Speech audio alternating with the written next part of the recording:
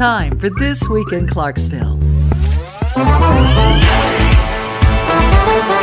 And now, here's your host, Stephanie Miller. Welcome to This Week in Clarksville on this Thursday, October 13th. I'm your host, Stephanie Miller. It is just about time for Big Brothers Big Sisters fall fundraising event, Birdie Ball. Find out what Birdie Ball is, what the Civil War cannon has to do with it, and how you can be a part of this fundraising event. We'll have that coming up. Also, we're going to put a focus on camping. It's a great time of year to get outdoors and do a little camping and getting some fresh air. We're going to learn about a variety of tents and which one may best suit your needs when you head out to a camping site. We'll also check in with our sports reporter, Brady McAtamney, to find out what's happening on the football and soccer fields and the volleyball court. But first, let's check in with reporter Sherry Reeves to see what's making the wrap in this week's edition of Main Street Clarksville. This is the wrap for the October 13th edition of Main Street Clarksville. This week we will preview early voting for the Tuesday, November 8th election. We provide a sample ballot and details of where to cast your vote in the state, general, and city of Clarksville elections. Who will you choose to be Clarksville's next mayor? David Allen, Big Sarge Lopez, or Joe Pitts? Maybe the information we provide will help you make up your mind. The United States Tennis Association and the Montgomery County Parks and Recreation Department are asking the local school board permission to construct an 18-court tennis complex in Sango. One school administrator said it would be a win-win situation for the district, but not all members of the school board were on board with that idea. Find out why in this week's edition. The Clarksville-Montgomery Crime Stoppers organization is asking for the public's help in finding the killers of 2 people in 2019. If you have any information that could help authorities solve the murders of Kiera Johnson and Anthony Richardson, you could receive up to $5,000 for your help. And finally, we followed Stephanie Miller's lead last week in pointing us to the pumpkin patch in Sango. We have photos of the family farm that welcomes in the public to pick their own pumpkins or get turned around in a very large corn maze. The sunflowers and the zinnia blossoms at Boyd's Pumpkin Patch were an added bonus to our trip. Thanks for the tip, Stephanie. And that's the wrap for this week. I'm Sherry Reeves, Main Street, Clarksville. Thank you, Sherry. Well, coming up, we are going to meet up with the executive director of Big Brothers Big Sisters to learn more about the upcoming fundraising event, Birdie Ball. Don't go anywhere. We'll be right back.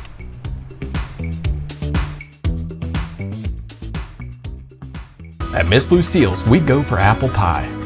A place that feels like a home away from home. A comfortable place to bring your family from out of town. It's a place where great conversations are had. It's a place where you can shop 200 small businesses in one location. It's a place for you to shop for gifts for any occasion or just to treat yourself. Come on down to Miss Lucille's. You'll be glad you did.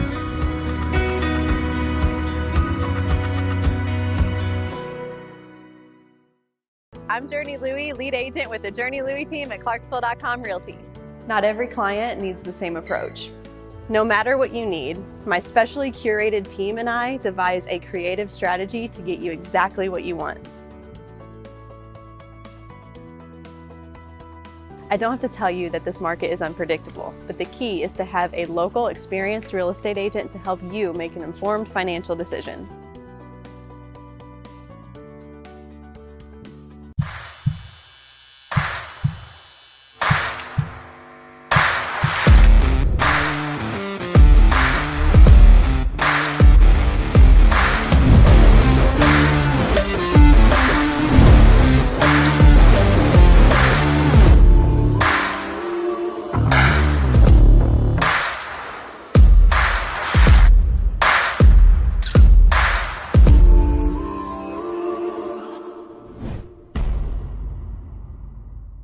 As a busy mom juggling family, errands, and everything life throws at me, I try my best to be environmentally conscious. So of course, I buy flushable wipes thinking I'm doing the right thing. But it turns out flushable wipes aren't actually flushable. I found out the hard way when flushable wipes caused a clog and flooded my house with sewage. It ended up costing me thousands of dollars in damage and a big headache with the insurance company. It's safe to say our family will never flush a flushable wipe again, and instead put them where they belong, in the trash. Welcome back to This Week in Clarksville. I'm your host, Stephanie Miller. We have a fun event coming up, and this is all in support of Big Brothers, Big Sisters here in Clarksville. I have Executive Director Chris Burek with me this afternoon. Hello. Thank you for sharing this event with us today. Yeah, well, it's a fun one, so I want everyone to know about it. So do I. So it is Birdie Ball, and this is coming up on October 21st. It is a Friday, and it's going to be a great time. But Chris, please tell us all about Birdie Ball. Yeah, so Birdie Ball is Big Brothers Big Sisters fall fundraiser. It is a downtown urban golf tournament. How cool. So I basically map out 9 holes here downtown Clarksville, and you get a specially designed birdie ball that you play with, and then you just use your normal clubs and you come out and you play 9 holes of golf. You get a map, and we provide 2 balls, and you get to walk the 9-hole course downtown. So it's a great way to showcase our downtown. You spend a lovely afternoon out kind of just playing around. How cool is that, though, to get off of a golf course? I'm not a golfer. Are you, Chris? I do play golf, yes. Okay, so how fun is it to get off the golf course, come downtown in downtown Clarksville? But my first thought as a golfer would be, oh my gosh, I'm going to hit a window. I'm going to hit another car or a person. What can you say to those thinking that right now? It's okay. It's been done. And the way these balls are designed, they immediately start to catch air, so they only fly a fraction of the distance, which is why we're able to bring golf off of a golf course and put it in a downtown environment. This ball, I think, has a max flight of like 40 yards. So if you strike it, instead of your ball going 200 yards, it's probably only going to go about 25. So you don't have to walk as far, number one. And number two, because of the way it's designed, it slows down almost immediately, and so if it does hit something, it's not going to cause any damage. So we've dinged a window or two at a friend's building on accident, but it didn't do anything. So there may or may not be some birdie balls on top of the buildings down here, but never has one gone through a window. If they won't scuff a building, they're pretty easy. And if you do get hit with one, unless you're standing right in front of the person swinging, which you know not to do anyways. Right. That's golf etiquette 101. Do not stand in front of the golfer. So, and we're on the corner right now of Commerce and Hilter, is that correct? Hyder. Commerce and Hyder right now. So this is a 4-way stop, and you have, at this particular section, 2 areas? Yeah, actually from here you can kind of see 3 holes almost. So there's one back here behind Planters Bank. We hit up the alley up to the building up there. And then there's one over on the corner over here of Commerce and 3rd. We do have a dog leg around the courthouse from the lady with the camera and the dog over around to the cannon. Nice. So that's another hole. So we have 9 of those kind of crazy little holes that we map out. And actually the course has changed again. I think every single year we've created a new hole because the way our downtown is changing.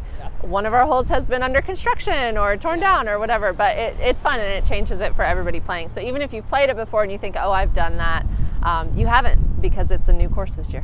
Well, and I'm one of those people, I love history of events. I want to know how it got started, where the idea came from. So Birdie Ball, who came up with this concept? Well, where I used to live in Missouri, we actually did have a birdie ball tournament there, and it was the editor of the newspaper in Cape Girardeau kind of dreamt it up and started it, and I was a part of organizing and covering that for the newspaper there. And when we came here, and I just always thought it was such a fun event, and when I saw our downtown and walked it and patronized the shops and the restaurants, I thought we could do this here. So I just started looking around at corners and empty lots and buildings to figure out where we could make a golf course. How cool is that? So a fun event for Big Brothers Big Sisters. How many years has this been happening? This is our 4th year, I believe. 4th year, and I'm sure getting bigger and better with more players wanting to participate. So you guys have an afternoon golf set up now. Where can people go to register? Because you did mention that you might set up a morning time if you have enough participants. Yeah, so if you visit bbbsclarksville.org/bigbirdie-ball, there's a link there to register. You can register a team or a single golfer.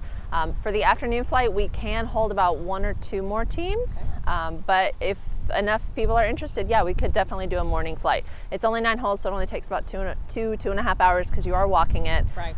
But they can visit bbbsclarksville.org/bigbirdie-ball to register. Awesome, and you see that at the bottom of your screen right now, so that is the website. That's where you go to register. Again, let people know where this money goes. I mean, I know a lot of people who do either participate in Big Brothers Big Sisters. They know if you've been at an event, you know, but others may not. What does this money help with? Yeah, so it's general operating for our organization. Big Brothers Big Sisters is a complete nonprofit, so we don't have anything to sell other than kids' futures, and what's more valuable than that? So when you invest in a team for Birdie Ball, not only are you having a great time and maybe doing like a team building exercise with somebody on your team who doesn't normally get to play golf because they're not any good, it doesn't matter on this course, but it all goes to support our program and support the youth in our community. So we use the money for background checks, for coaching sessions with our mentors, for support sessions for our parents, for some activities, group activities for our kids.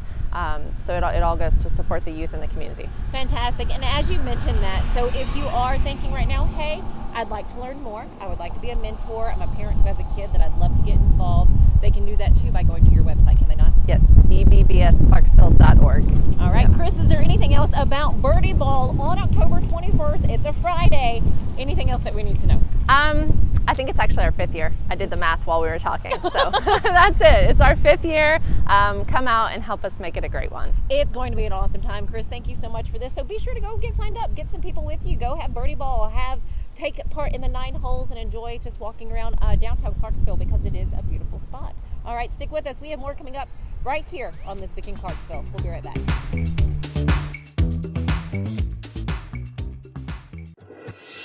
The West Group at Southwest Funding has a combined 29 plus years of experience in the local mortgage market. It's our top priority to make sure the client is well informed and has a transparent loan process. Our focus is to make your journey to home ownership as seamless as possible. Once you close with the West Group, you are family for life. To become part of the happy West Group family of clients, call 931-266-0013 or visit us at thewestgroupswf.com. I just love your living room set. Do you mind if I ask where you got it? You're not going to believe this, but Rooms for Less. No way. I thought with the whole less thing. No, not at all. The whole less is really more quality, more name brand, more selection. Excuse me, one moment. Rooms for Less? Yes, I'm calling about a living room set. Great, I'm on my way. Hey, I'm John, one of the family owners here at the City Forum. Some people think I'm great at the games and attractions here, but I'm not. I'm fantastic.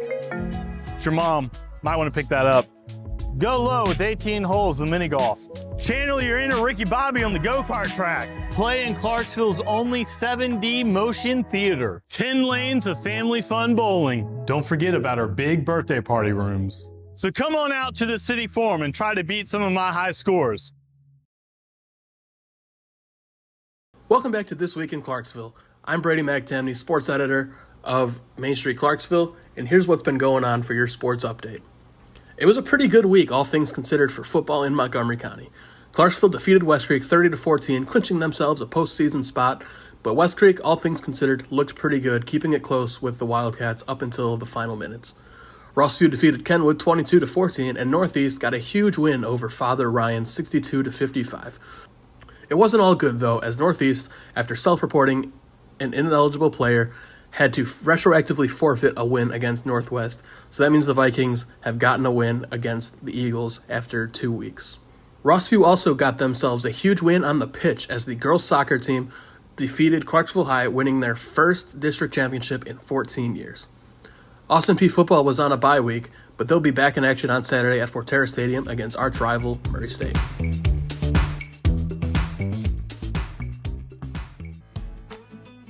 If you're looking to buy a home under $500,000, check out this 3,000 square foot home in Savannah Chase with all brick and an open floor plan. This kitchen features gorgeous granite countertops and stainless steel appliances. And who doesn't love extra storage? I'm Journey Louie with the Journey Louie team at Clarksville.com Realty. If you're interested in your own personal tour of this property, contact me today.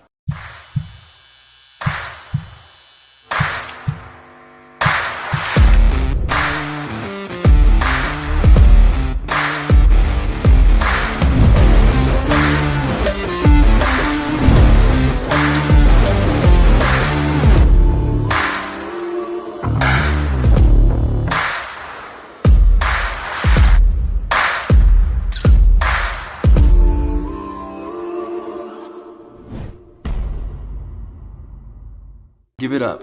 Where'd you get it? Rooms for less. Get out! You gotta be kidding me! Have you ever noticed that the guys' voices get really high when they get excited? I haven't really noticed that before. Oh yeah, you should see their selections of sofas and recliners. I mean, oh my gosh, I about lost my mind. I should take you there sometime. I mean, there's more stuff that I want to get. I can't believe you got all this from Rooms for Less.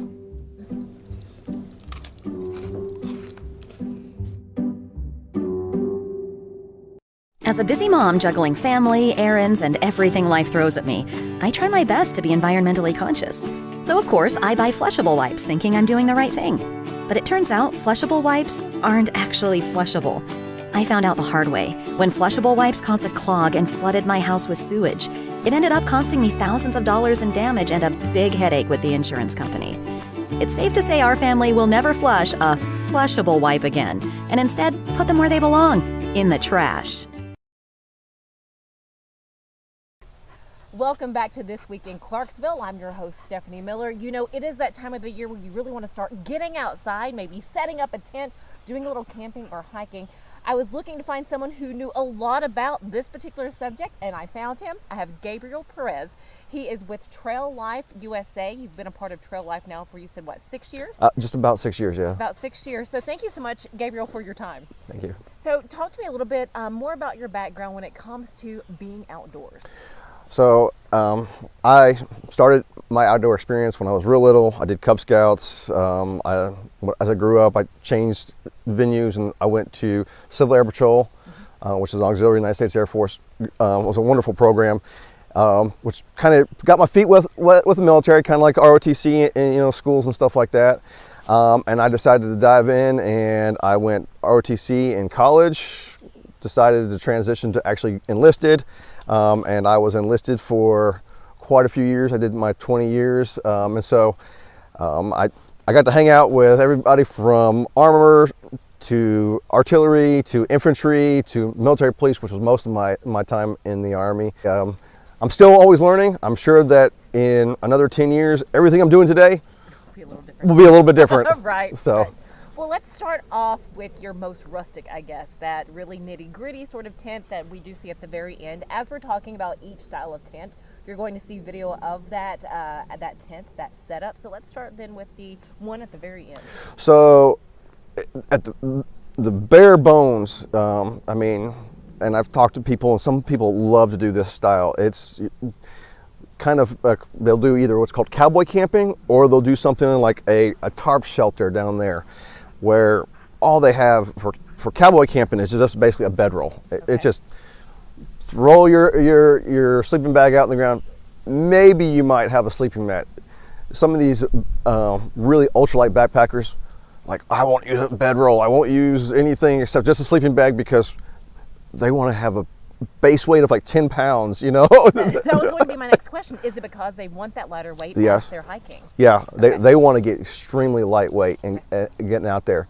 I haven't done that. My base weight so far, I've only been able to get it down to about 35 pounds. Okay. But I have done I've done a little bit of cowboy camping where I haven't done the tent setup or tent tarp setup. I've shown my boys, and some of my boys have used the tarp setup. From the brown tent down, if you're going to backpack, you're actually going to go out there and carry your weight into the camping environment. Those are the type of tents you're going to want to carry. Good to know. And so then the next two, kind of going up from there, those would be the ones you'd probably want to pack in the car if you're going for a couple of days. So traditionally, the camping goes from that backpacking to now we're talking about car camping. And car camping kind of ranges from a little bit austere where you have just pretty much that tent, you wouldn't necessarily have a generator out there. You might build yourself a little fire and cook over the fire, bring an ice chest out, or you might not bring an ice chest out. It depends on what you think you need. May or may not have an air mattress. Like I said, it depends on, you start increasing a little bit, maybe your comfort, but you're also increasing weight. You can be very comfortable in those other tents, but we're talking about you can put a cot in that tent. So I mean, like I said, it depends on what you're willing to carry, and also too a little bit of cost. They're just going out with family, and they're willing to rough it a little bit, and you want some flexibility. You could go simply with a 10 by 10 pop-up, because you can pretty comfortably fit 4 or 5 under there. You could lower it down and everybody lay out their sleeping bags and sleep on the ground. Now you won't have netting, but if you have simple lightweight sleeping bags, you can be pretty comfortable. Or you could go with something like the tent Taj Mahal. This one actually has the capability of attaching 2 tents on either side of it. Okay. So you would have a big family, and you're going to start spending even more money. Now, Gabriel, talk to me too about first aid kits and what you need to have on hand. Say if you want to keep your load light, those main essentials that you need. So, me, I am medically trained. I have maybe a little bit more medical training than the everyday person. I'm also a EMT and first responder here for the county. But I wouldn't expect you to have a giant bag. I would say at a bare minimum, if you're getting away from stuff, tourniquet, but the biggest part of your first aid kit is what you have up here. Learn something. Take that time to learn about bleeding control, take the time to learn about responding to environmental injuries, hot or cold injuries, and understand if you see wildlife, how to respond to a spider bite, a snake bite, what have you, any of that type of stuff. Those are extremes, but as far as carrying something, carry something that is reasonable for what you're capable of. I wouldn't carry scalpels and other stuff. Like I said, a tourniquet's real good. Some rolled gauze, and believe it or not, duct tape and a belt. For bare basics, those type of things will be real great because you can create splints with, especially in this area. But for families, carry some basic band-aids. You're gonna have little kids, they're gonna scratch their fingers and they're gonna owie. Things like moleskin, if you're not used to hiking, it'll help for blisters and stuff like that. And make sure you have access to clean water. If you have those type of things, you're good. But going back to that knowledge portion, part of that knowledge portion is letting people know where you're going. 100%. Yep. You have a plan. Always have a plan. Carrying first aid stuff is great, but if you don't have a plan to support, then it's kind of worthless.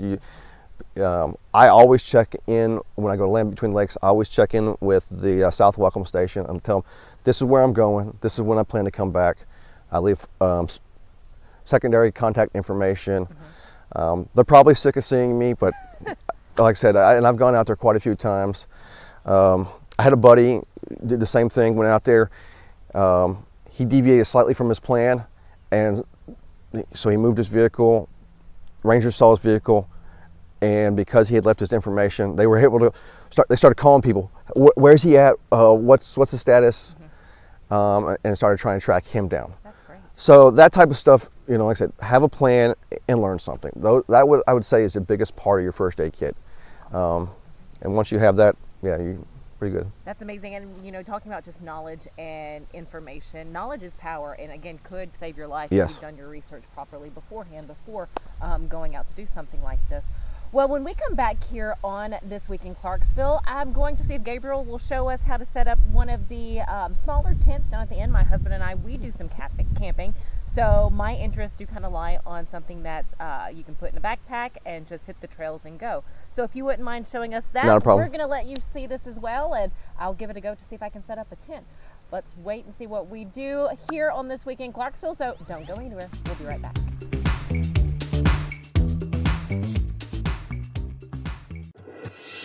The West Group at Southwest Funding has a combined 29 plus years of experience in the local mortgage market. It's our top priority to make sure the client is well informed and has a transparent loan process. Our focus is to make your journey to home ownership as seamless as possible. Once you close with the West Group, you are family for life. To become part of the happy West Group family of clients, call 931-266-0013 or visit us at thewestgroupswf.com.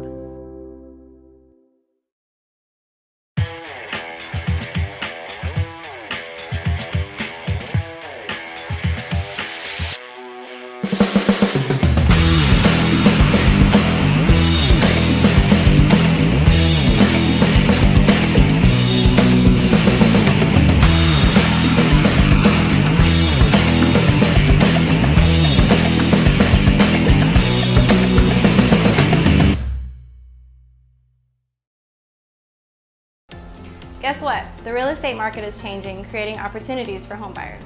We still have a housing shortage. With interest rates rising, homes aren't selling as quickly, which is allowing inventory to grow. So if you've been out there before or struggled to find a home that meets your needs, it's time to breathe the home sigh of relief. In today's market, you'll have more options and less competition. Data shows that multiple offer situations are still happening, they're just not as intense as they have been in the past years. So if you're still looking to make a move, it might be time to pick your home search back up today. So, I just heard you talking to Jane about your gorgeous living room.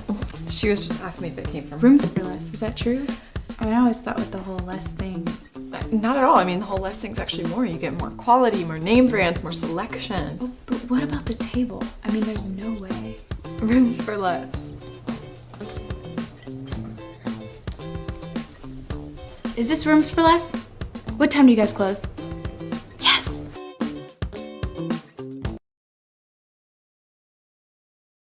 Welcome back to This Week in Clarksville. I still have Gabriel Perez with me. He's from Trail Life USA, does a lot of camping, a lot of outdoors activities. Thank you so much for just sharing some information about camping and picking the right tent, really.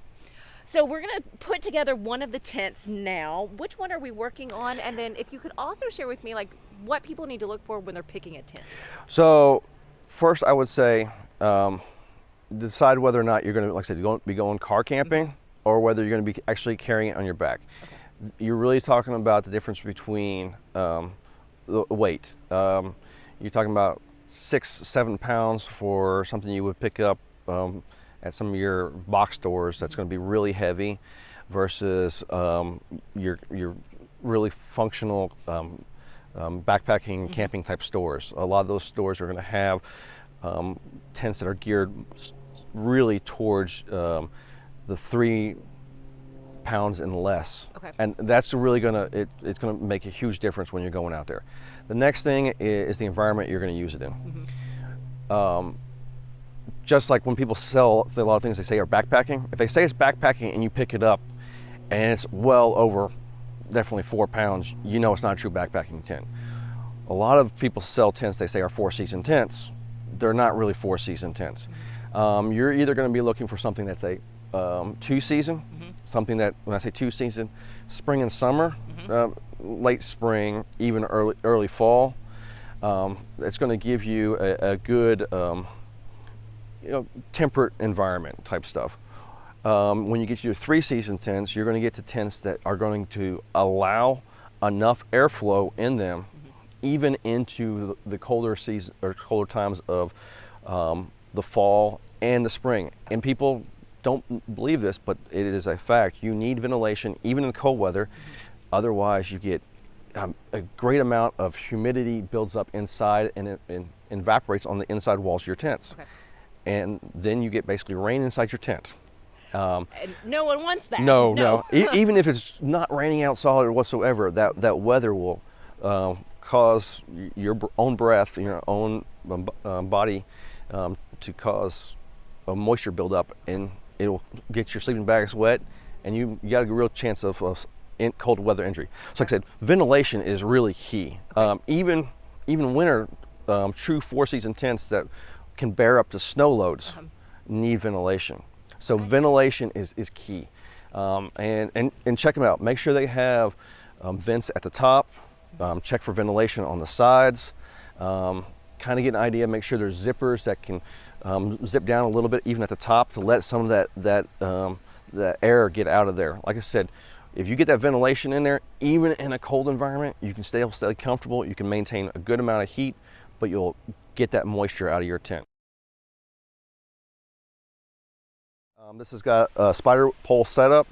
So that spider pole sets up each of the corners and supports it pretty much all the way around. It'll support the rain fly. If you want to make it larger, again, you stake it out all the way around. Stakes are really helpful to also pull the sides out and get that ventilation going as well. Compared to that one over there, which is a just pop it up type tent. Gotcha. But like I said, and I think you could get this one pretty easily. It's marked pretty clearly. It's got orange for one side, black for the other side. I mean, if you want to give it a shot. Let's give it a go. Gabriel's going to help me set this up, so let's see how I do. Get your spider legs set up. Okay. Just go ahead, and pretty much all of them have some type of shock cord in them. So whenever you come back, you know, occasionally you want to check to make sure everything still works real well. You don't see any frays, but you just go ahead and start expanding it out and just popping them all in place. It's that easy. So should pretty much all just pop into place. Okay. Some of them have a little bit of contour to them. Okay. Oh, I see what you mean. All right. Okay. Now we're gonna have to decide whether or not we got this thing directed the right direction or not. This one is pretty nice because it's got orange, and it's got a black tip. So we're gonna have to spin this around. Okay. So try not to hit you in the head. All right. So you got a little pocket hole right there on the end. Just push it in there. Okay. Got it. We're gonna go to the other end here, and if you want to go ahead and push that into the spot right there, you should find a little hole right there. Okay. All right. Now all you're going to do is there's little clips right here. You're going to take the clip, clip it on the leg there. I'll go ahead and start on this side here. Okay.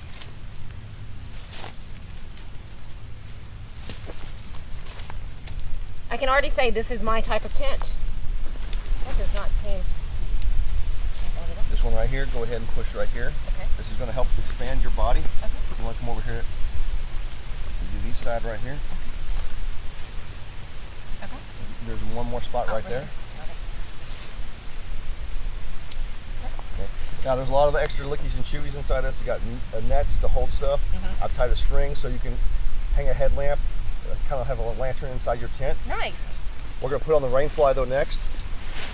It also has orange and black. So this right here is going to go up top, and we got to find end clip. So this is orange here. Let's go ahead and do the top part though. There's these little grommets. You should have a grommet on your side there. Right about here. It's right there, okay. It's going to go on that black pole. Okay. All right. You go down here. And that little plastic clip, it comes down here to the leg. Yes. And you just push it in. It should snap.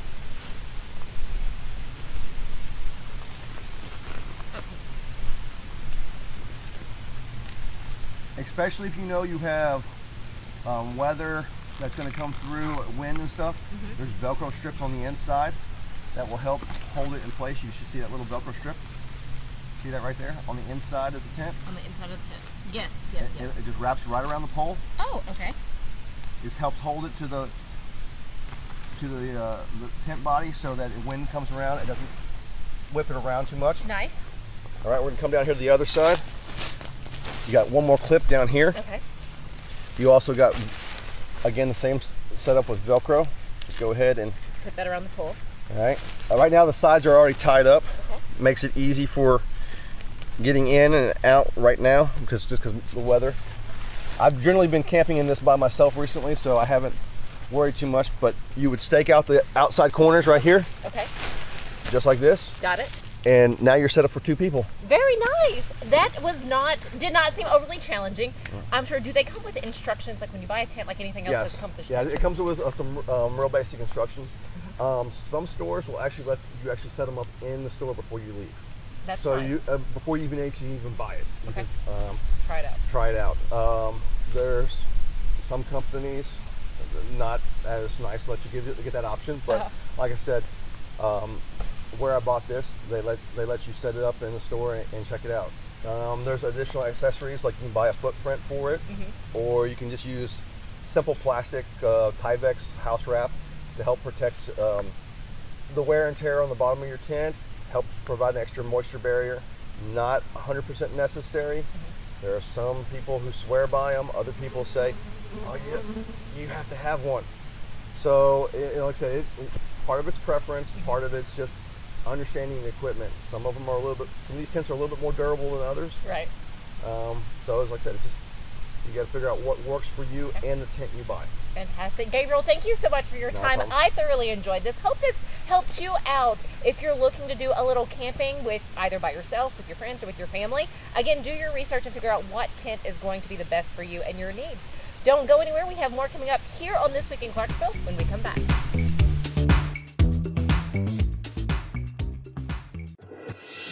The West Group at Southwest Funding has a combined 29 plus years of experience in the local mortgage market.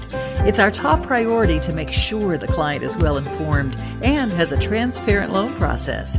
Our focus is to make your journey to home ownership as seamless as possible. Once you close with the West Group, you are family for life. To become part of the Happy West Group family of clients, call 931-266-0013 or visit us at thewestgroupswf.com.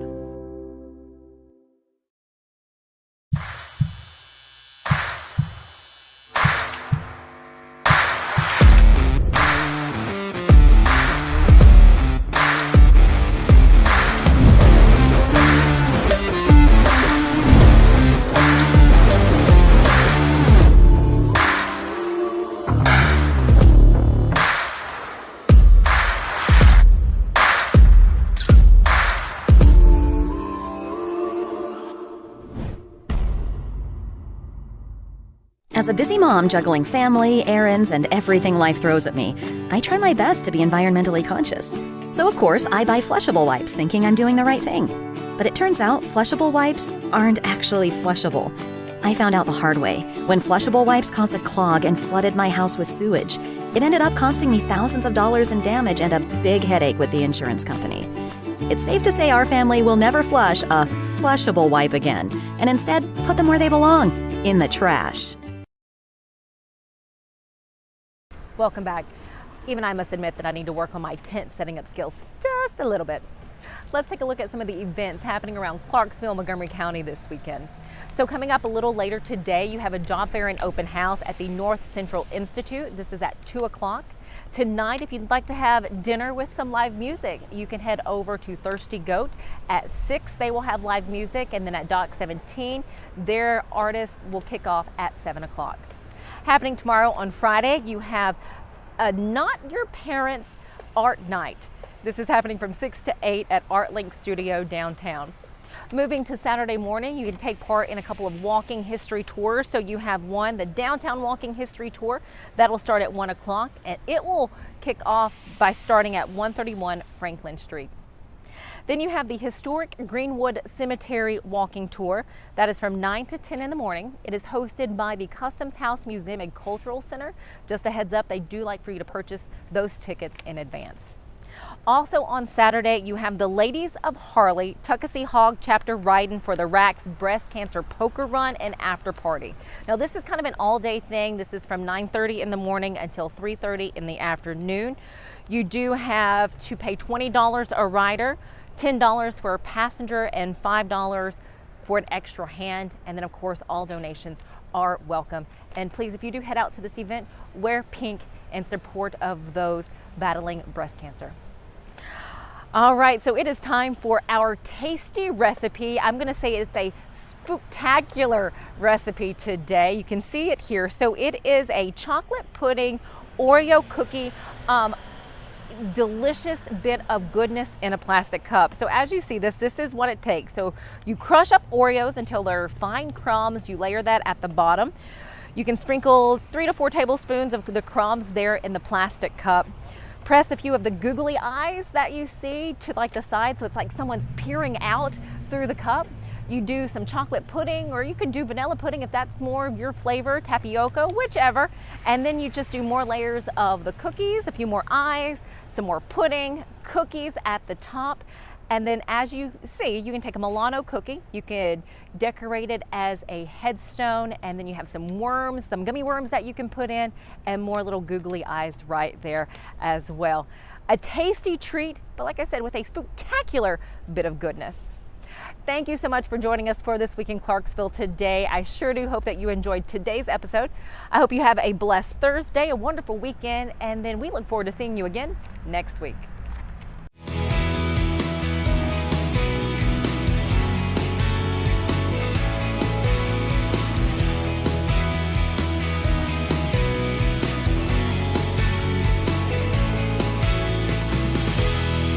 Thank you for watching this week's episode of This Week in Clarksville. We'll see you next time.